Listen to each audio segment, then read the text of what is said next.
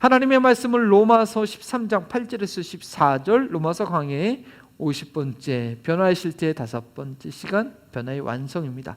사랑은 율법의 완성이라는 그런 제목으로 하나님의 말씀 듣기 전에 교독합니다. 8절 말씀 제가 먼저 읽습니다. 피차 사랑의 빛 외에는 아무에게든지 아무 빛도 지지 말라. 남을 사랑하는 자는 율법을 다 이루었느니라.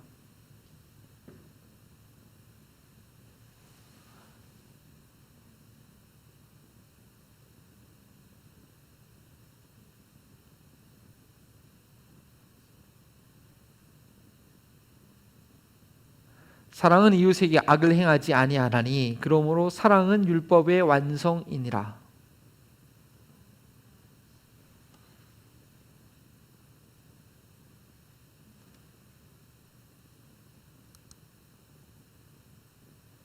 밤이 깊고 낮이 가까웠으니 그러므로 우리가 어둠의 일을 벗고 빛의 갑옷을 입자.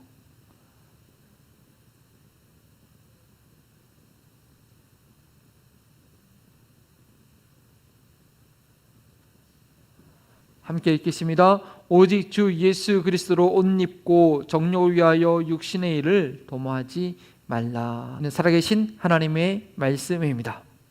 복음, 변화의 능력이라는 주제의 로마서 강해 설교가 2020년으로 마무리되지 못하고 새해도 주일의 설교로 진행한다는 것이 좀 자연스럽지 못하지만 우리 2021년의 새 주제 예수님 닮고 예수님 닮게라는 그런 주제와 우리 굳이 연결해 본다면, 내가 예수님을 닮고 또 다른 이들을 예수님께 닮게 하는 것은 오직 복음의 능력으로만 가능하고요. 그리고 그 구체적인 모습이 로마서 12장부터 시작되는 변화의 실체이기 때문에 2021년도에도 이렇게 로마서 말씀을 가지고 계속 선포하는 것이 적절하다고 봅니다. 특별히 이번 주일 말씀은 사랑은 율법의 완성입니다 라는 주제로 말씀드리는데, 바로 그 내용의 정점 가운데 있습니다. 유동간 기도회 때도 말씀드리고 있듯이 우리가 예수님처럼 생각하고 예수님처럼 행동해서 그 결과로 예수님처럼 된 모습을 확인할 수 있어야 됩니다. 그런데 그 결과의 내용을 모른다고 하면 정말 내가 예수님처럼 제대로 알고 있는가, 제대로 생각하고 있는가, 예수님처럼 내가 제대로 행동을 하는 것인가를 알 수가 없는 것이죠. 그렇기 때문에 사랑은 율법의 완성이다 라는 이 내용은요, 복음의 율법을 온전케 하는 원리에 대해서 지금까지 배운 저희들에게 있어서는 정말로 귀 기울이게 하는 그런 주제입니다. 즉 복음으로 인한 변화의 완전한 모습은 사랑이라는 것이죠. 로마서 1장부터 11장까지 통해서 저희가 이해하고 배웠던 복음의 내용, 구원은 무엇이었습니까? 구원받는 것은 율법의 내용을 무시하고 폐지하는 것이 아니라 그 율법을 도리어 완성하는 것이라고 했죠. 육신으로는 연약하여 율법이 할 수 없었던 것을 복음 안에서 영으로서 가능하게 되었다고 했습니다. 좀 더 구체적으로 말씀드리면 예수님의 죽으심으로 율법의 가장 중요한 의식, 속죄의 요구를 이루었고요. 예수님께서 다시 부활하심으로 생명의 성령의 법이 죄와 사망의 법에서 우리를 해방하여 율법의 모든 그런 윤리적 요구도 성취할 수 있게 되었다고 했습니다. 그러면 그 율법의 모든 윤리적 요구는 무엇일까요? 오늘 본문 말씀은 사랑이 율법의 완성이라고 말하고 있습니다.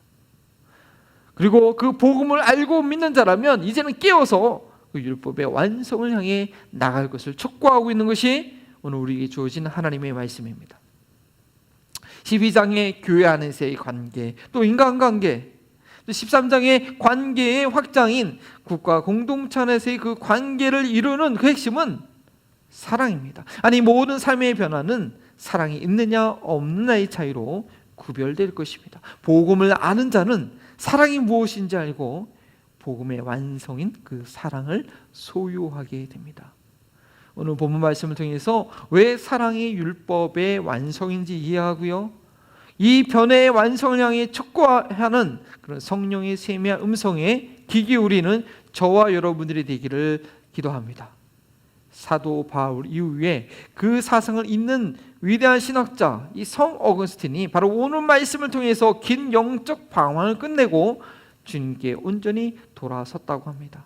혹시나 나도 모르게 영적 수면에 겨울잠을 자고 있었다면 깨어나는 시간이 되기를 원합니다. 먼저 왜 사랑이 율법의 완성인지를 이해하고 우리가 그 사랑을 어떻게 해야 되는지 알아야겠습니다. 그런데 이 내용은 복잡하지 않습니다. 아주 단순합니다. 간단합니다. 그리고 그 내용을 삶에 적용하는 기준도 아주 간단합니다. 본문 말씀은 8절에 빚지지 말라라는 아주 강력한 명령으로 시작합니다. 단 사랑의 빚 외에는 지지 말라고 하면서요, 결론의 내용으로서 사랑하는 자는 율법을 다 이루었다라고 합니다. 그리고 왜 사랑이 율법의 완성인지를 설명하고 있는데, 십계명 내용 중에서도 사람들과의 관계를 말하고 있는 것을 계명을 설명합니다. 그리고 이러한 이 사람들과의 관계를 나타내는 그 계명의 공통점은 이웃을 해하지 않는 것이라고 정리를 해줍니다. 그리고 사랑은 이웃에게 악을 행하지 않기 때문에 사랑을 하는 것이 결국 율법을 지키는 것이라고 그렇게 말하고 있는 것이 오늘 본문의 전반부 내용입니다.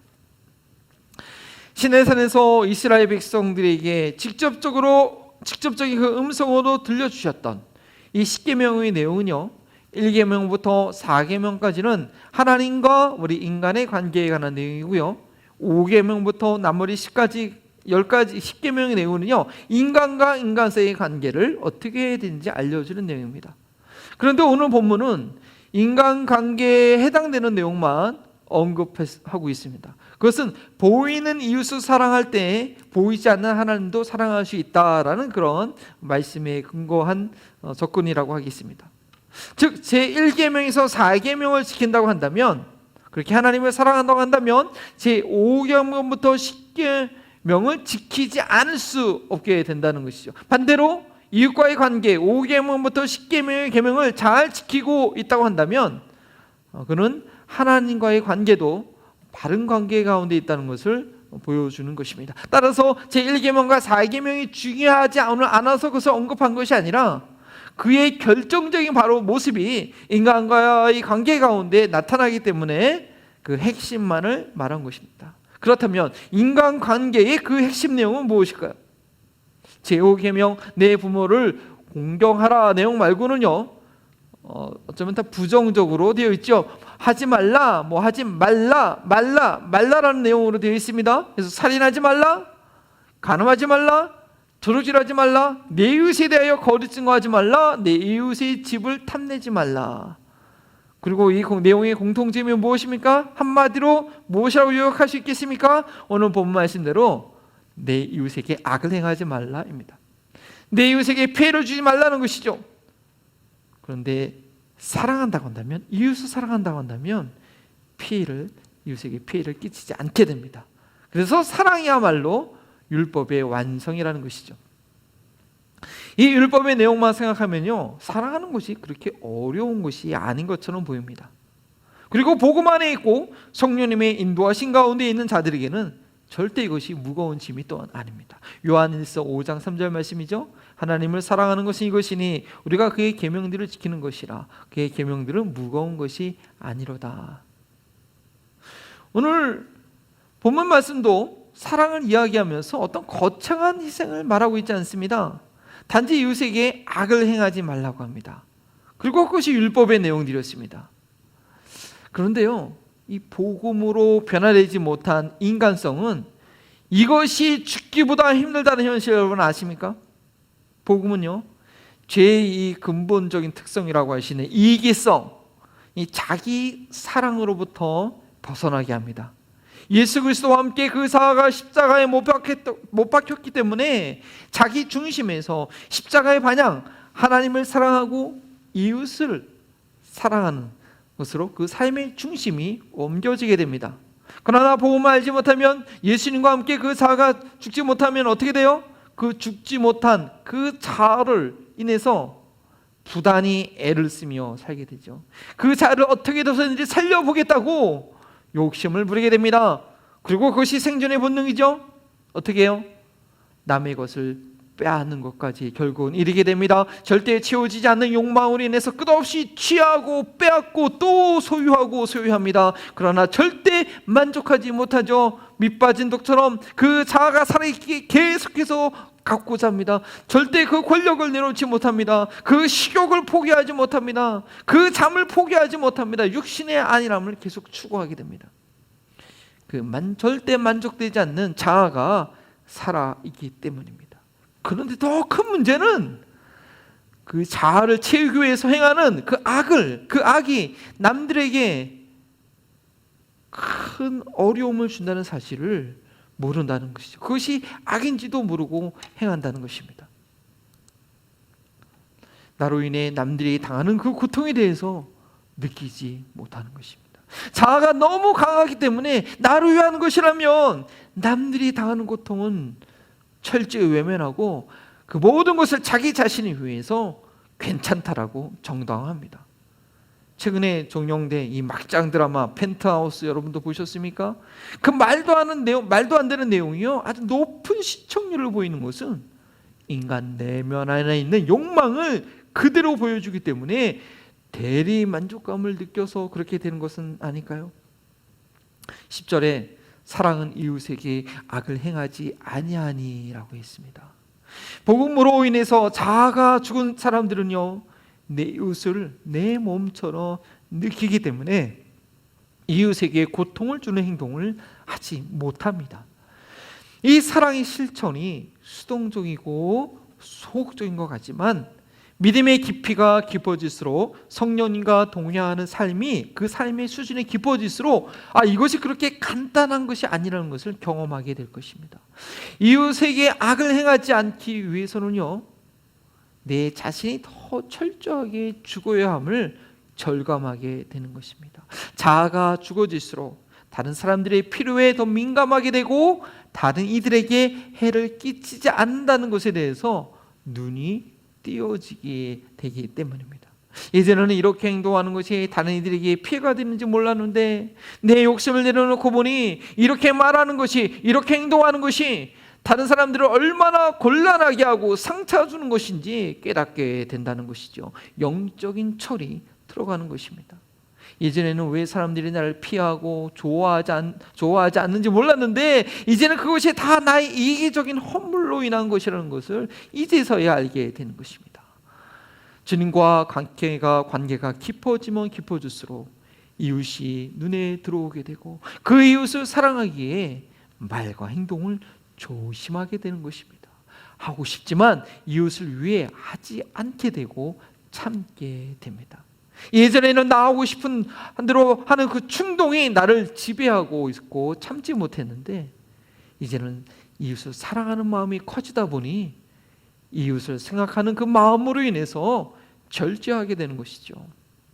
우리 성령의 열매가 사랑으로 시작해서 절제로 마무리되는 그 이유입니다. 그러면 이 사랑, 율법의 완성인 이 사랑은 이렇게 수동적이기만 한 것일까요? 사랑이 이웃에게 악을 행하지 않는다는 것은 그러나 결코 수동적인 것만은 아닙니다. 저희는 사랑을 한다고 하면서 이웃을 더 불편하게 하고 부끄럽게 하는 경우가 있습니다.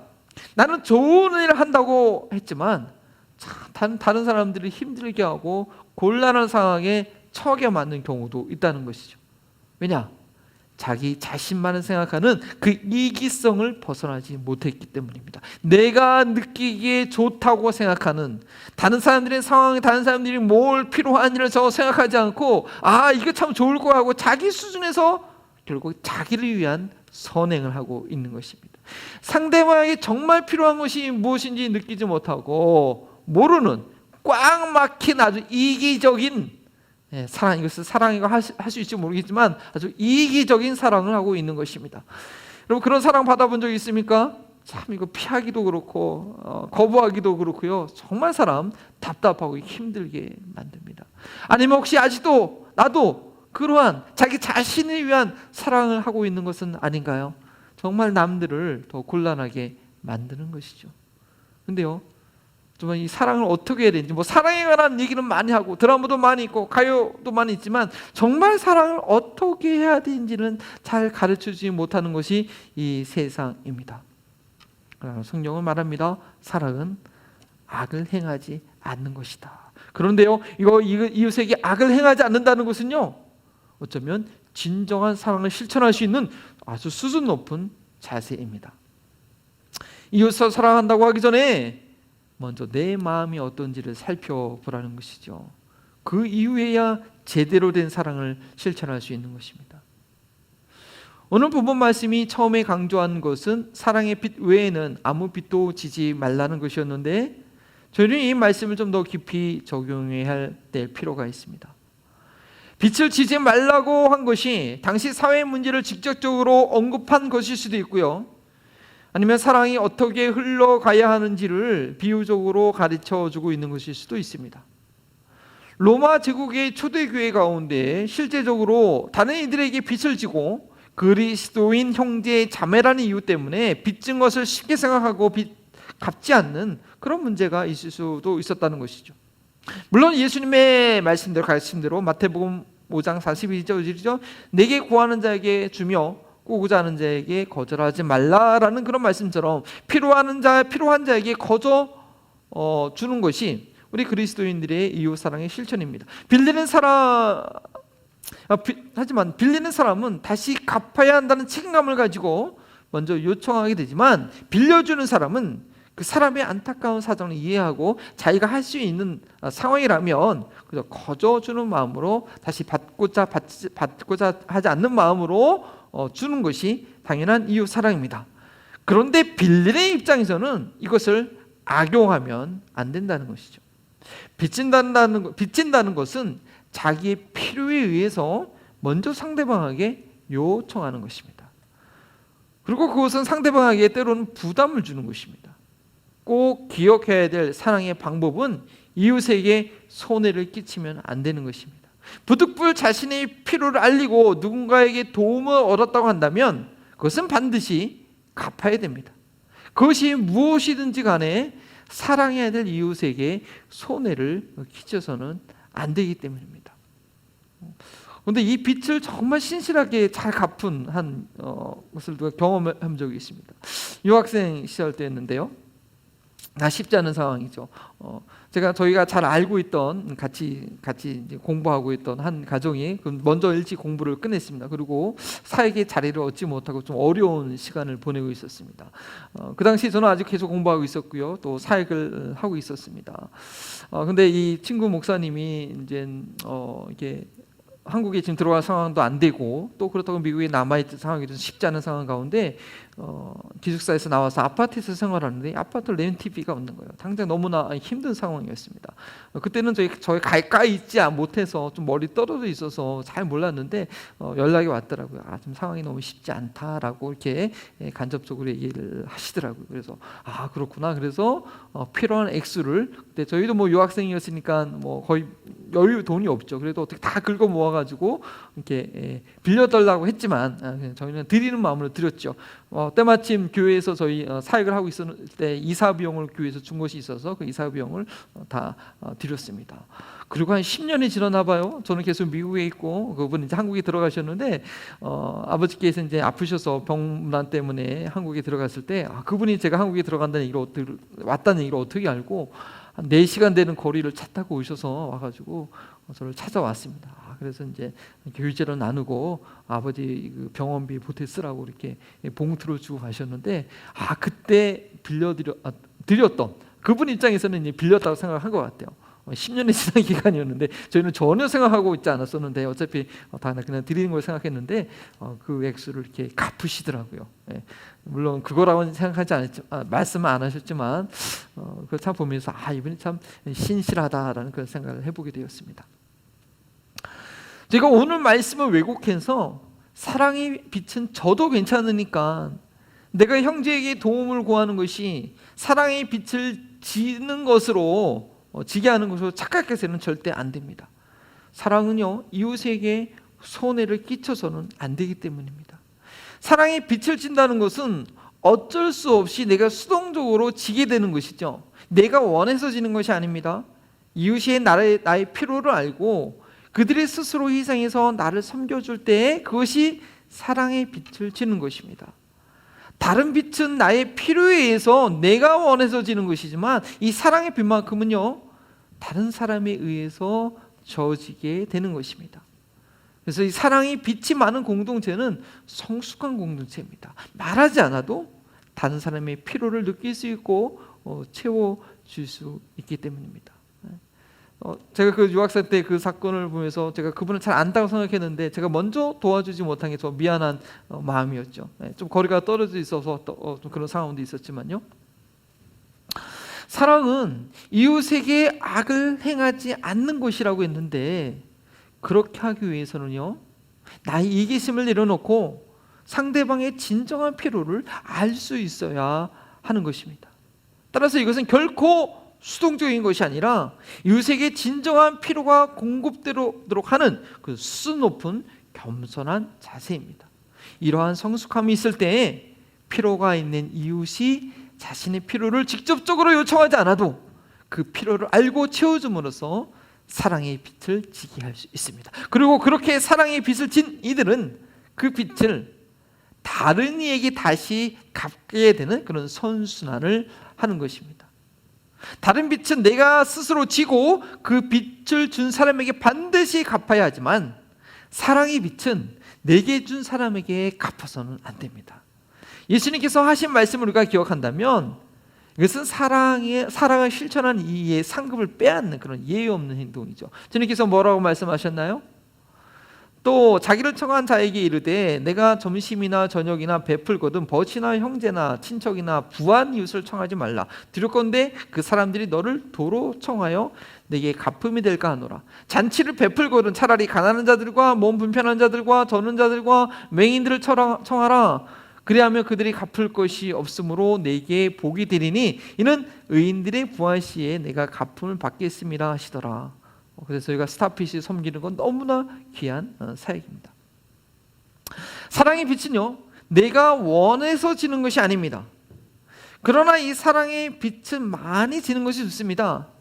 그 빛이 많을수록, 그 사랑의 빛이 많을수록 나 자신도 사랑의 실천, 율법의 완성을 이루는 삶에 아주 강력한 동기부여가 됩니다. 이 빛은 결코 불편한 부담감이 아닙니다. 사랑의 빛은 행복한 부담감입니다.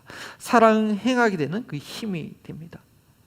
사랑의 빛을 지는 것을 부끄러워하거나 거부하지 말아야 됩니다. 왜냐? 사랑도요, 받아본 사람이 할 수 있기 때문입니다. 나의 필요를 먼저 알고 채워주는 그 사랑을 받았을 때에 나도 내 이웃의 필요를 돌아보는 그런 마음의 여유가 생기는 것이죠. 그 훈훈함이 생기는 것이죠. 사랑에 대한 내용을 정리합니다.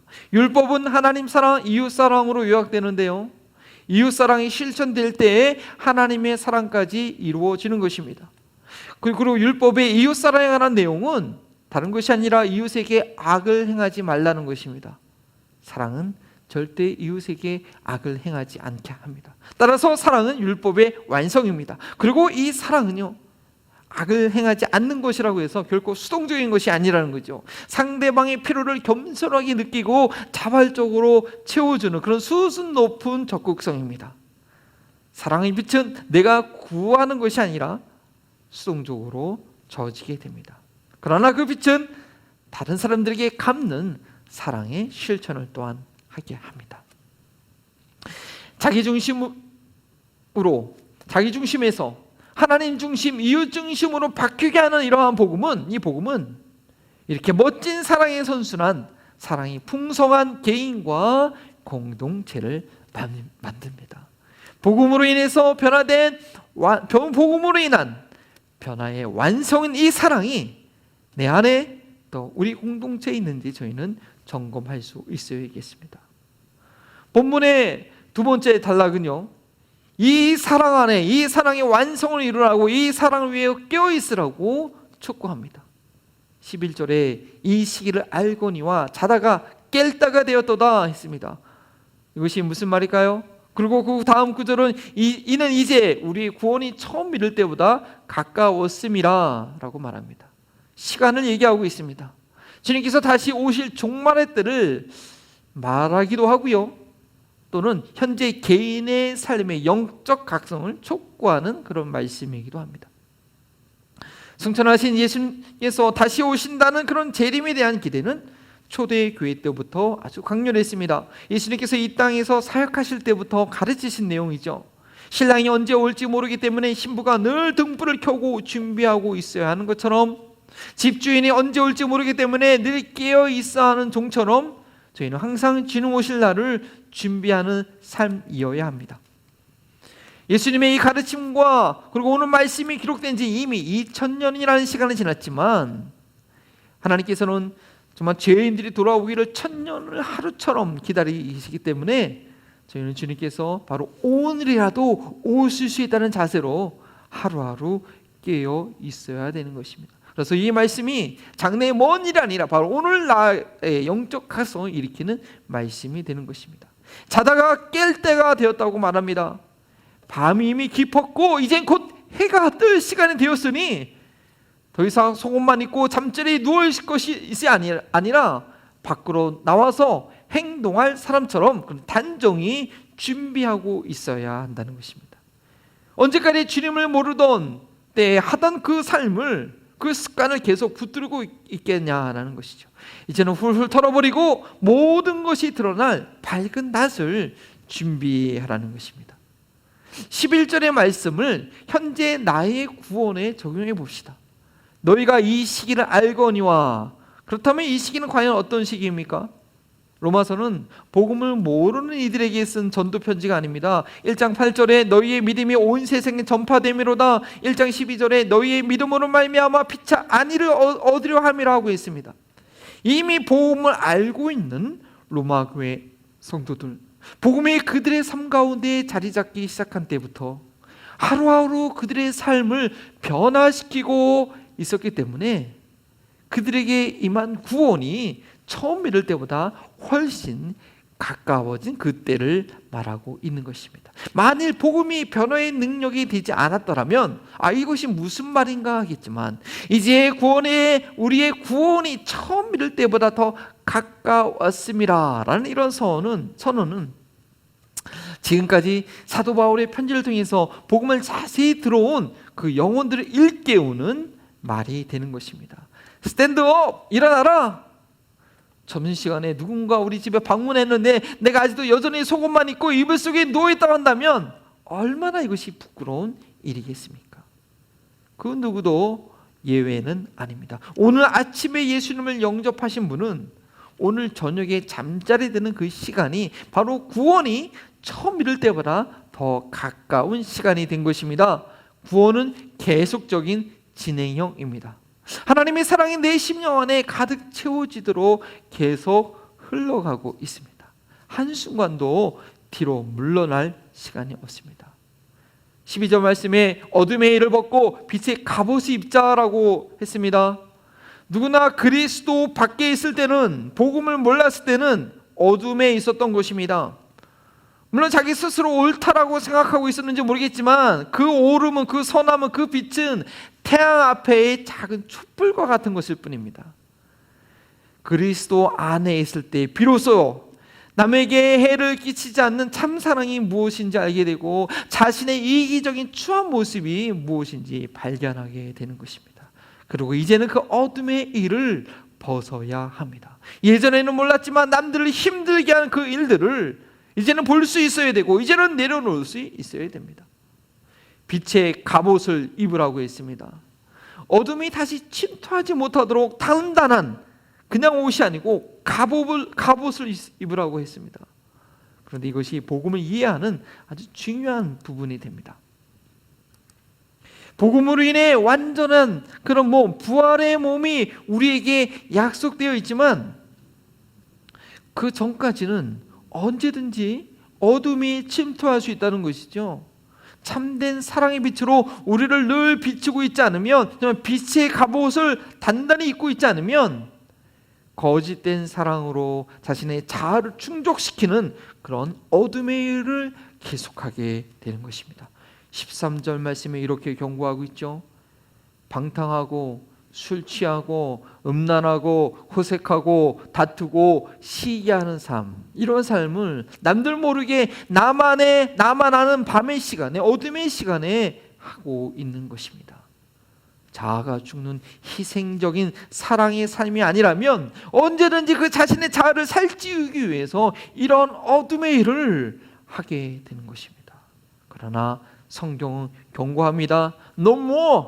그 정도면 충분하다. Enough is enough. 요즘 미 정치권에서 회자라는 말이기도 하는데요. 이제 그 정도면 충분한 것입니다.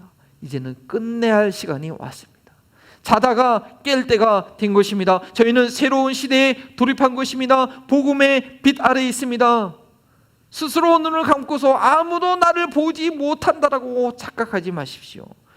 눈을 뜨고 정신을 차리고 낮에와 같이 이제 밝은 대낮이기 때문에 더 이상 옷을 벗고 속옷만 입고 있는 것이 아니라 단정하게 옷을 입고 있어야 됩니다. 천국 신문에 내가 행한 어둠의 일들이 헤드라인으로 창시될 수 있다는 것이죠. 이러한 죄들을 내가 용서하였노라. 감사한 일이지만 부끄러운 일, 감사하게 하지만 부끄러운 일이 아니겠습니까? 14절 말씀대로 주 예수 그리스도로 옷 입고 정욕을 위하여 육신의 일을 도모하지 말아야 됩니다. 이 땅 위에서 육신을 가지고 살아있는 동안은 주 예수 그리스도로 옷을 입어야 합니다. 물론 예수님의 옷을 입었다고 저희가 바로 예수님처럼 되는 것은 아닙니다. 그것은 부활의 때 이루어집니다. 그러나 예수님의 옷을 입으면 예수님처럼 보이기는 되게 할 것입니다. 자신의 정욕을 위하여 육신의 일을 도모하지는 않게 됩니다. 이순신 장군의 유명한 일화 중에 잘 때도 갑옷을 벗지 않고 언제 침입할지 모르는 외국과의 전쟁을 준비했다는 그런 말이 있습니다. 저희가 이 땅에 사는 동안 연적 전쟁은 계속됩니다. 일순간도 예수 그리스도의 옷을 벗어서는 안 됩니다. 낮에 누가 옷을 벗고 다니겠습니까? 저희는 더 이상 밤에 입는 자들이 아닙니다. 예수 그리스도의 옷을 벗는 순간 육신의 일을 도모하는 부끄러운 일을 하게 될 것입니다. 예수 그리스도의 옷은 자기 분이라는 그런 상표가 달려 있습니다. 십자가를 지는 것입니다. 자기를 위한 이기적인 사랑이 무엇인지 분별할 줄 알고 남들의 필요를 위해 자신의 필요를 과감히 내려놓을 수 있는 그런 희생을 합니다. 우리 그 사랑의 완성을 향해서 깨어 일어나 나아가야 되는 것입니다. 더 이상 이기심이라는 어둠에 거하지 말고 참된 사랑의 빛으로 나와야 합니다. 사랑은 율법의 완성입니다. 복음으로 인한 변화의 완성은 바로 이 사랑입니다. 그리고 그 사랑은 남에게 해를 끼치지 않습니다. 이 사랑이 무엇인지 성령의 인도하신 가운데 날마다 깨달아서 이기적인 어둠에 거하지 않는 우리의 삶이 되도록 우리 사랑 찬양 다 함께 일어나서 그 내용을 잘 기억하면서 찬양 드립니다.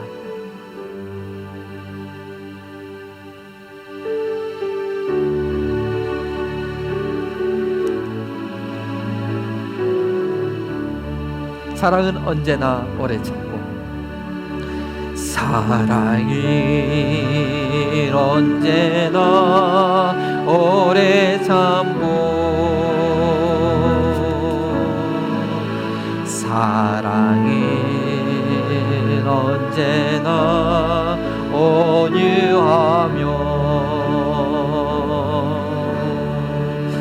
사랑이 시기하지 아니며 자랑도 교만도 아니하며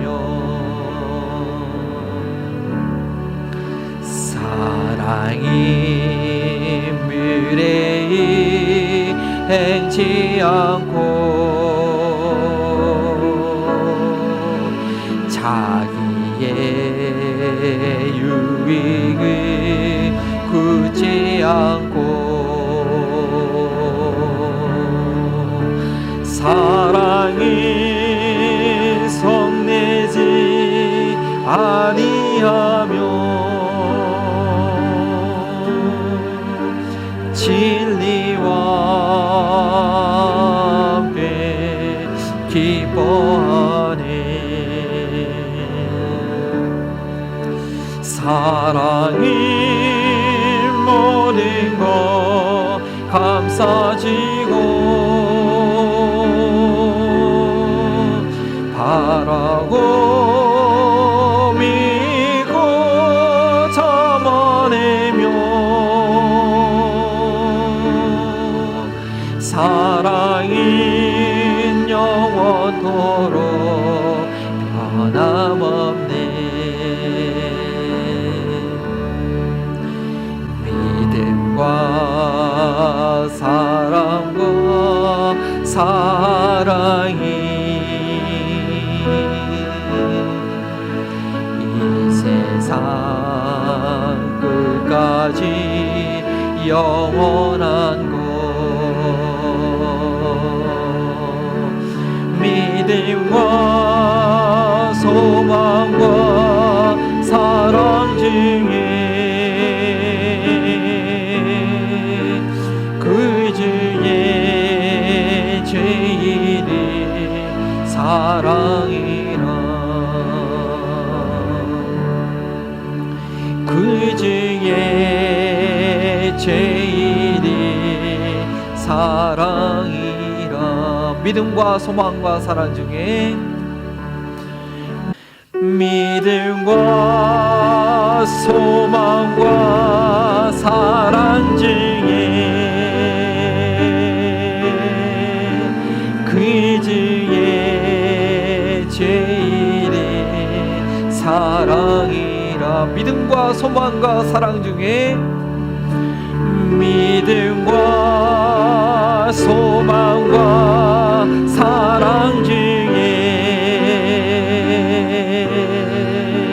그 중에 제일이 사랑이라. 그 중에 제일이 사랑이라. 제가 우리 함께 기도할 때 사랑을 참 바로 먼저 이해하고 있어야 됩니다. 그리고 사랑을 우리가 바로 이해하기 위해서는 하나님의 사랑이 무엇인지 알아야 되는데, 이 사랑과 어둠은 반대입니다.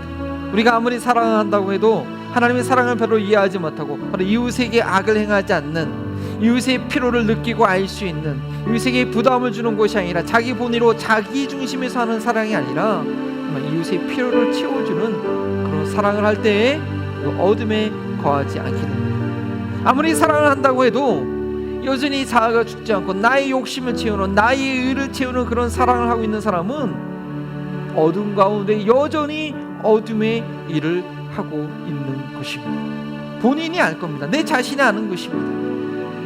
그 어둠을 물리치는 것은 사랑밖에 없습니다. 이웃에게 악을 행하지 않는, 이웃에게 악을 행하지 않기 위해서는 내 자신의 자아가 온전히 죽어지고 더 낮아지고 이웃의 진정한 필요를 볼 수 있어야 돼요.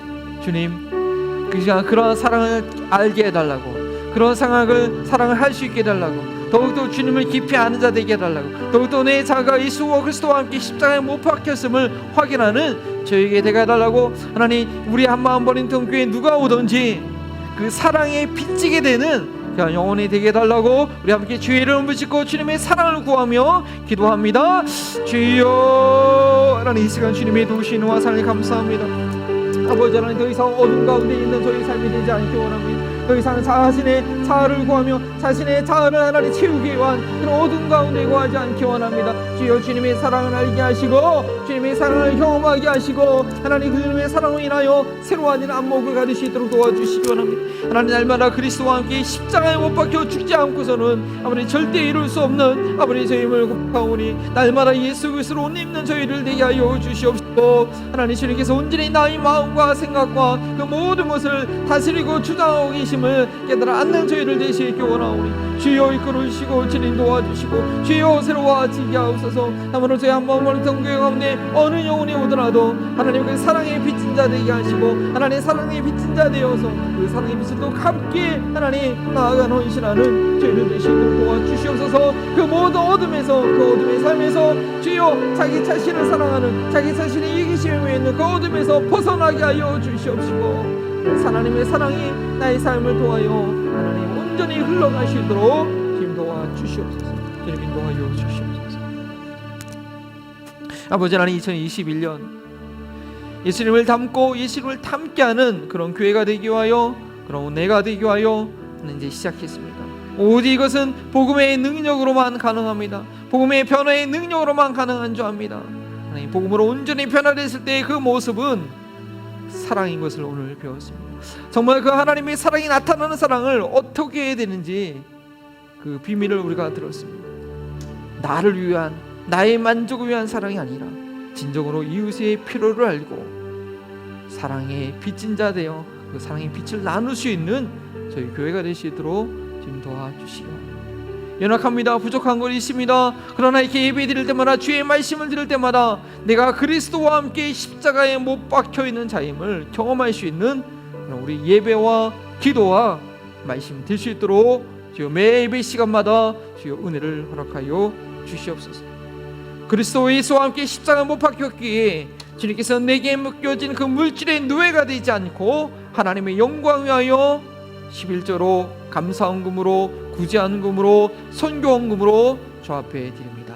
2021년도도 복음이 증거되는 가운데 이 재물이 온전히 쓰여지게 하시고 더욱더 하나님 이 놀라운 역사를 이루시도록 우리 한마음버리통 각 가정마다 하나님 사용하여 주시고 필요한 것들을 공급해 주시고 선한 청지기의 삶을 살 수 있도록 한 주간도 인도하여 주시옵소서. 감사하며 예수 그리스도의 이름으로 기도합니다. 이제는 사랑으로 인해 그 목숨을 내어주신 예수 그리스도의 은혜와 자신의 아들을 내어주심으로 그 사랑을 확증하신 하나님의 사랑과 나를 위한 이기적인 사랑이 아니라 다른 사람들의 필요를 깨닫고 나의 필요를 희생하게 하시는 성령님의 교통하심이 이기적인 어둠의 삶에서 깨어나 사랑의 빛 안에 거하기를 소망하는 우리 한마음버린 동교회 모든 가족들과 이 지역사회와 코로나 바이러스 가운데 하나님의 사랑 가운데 모든 두려움을 이겨내기 원하는 사랑하는 주의 성도들 가운데 지금부터 영원토록 함께 하시기를 축원하옵나이다. 아멘.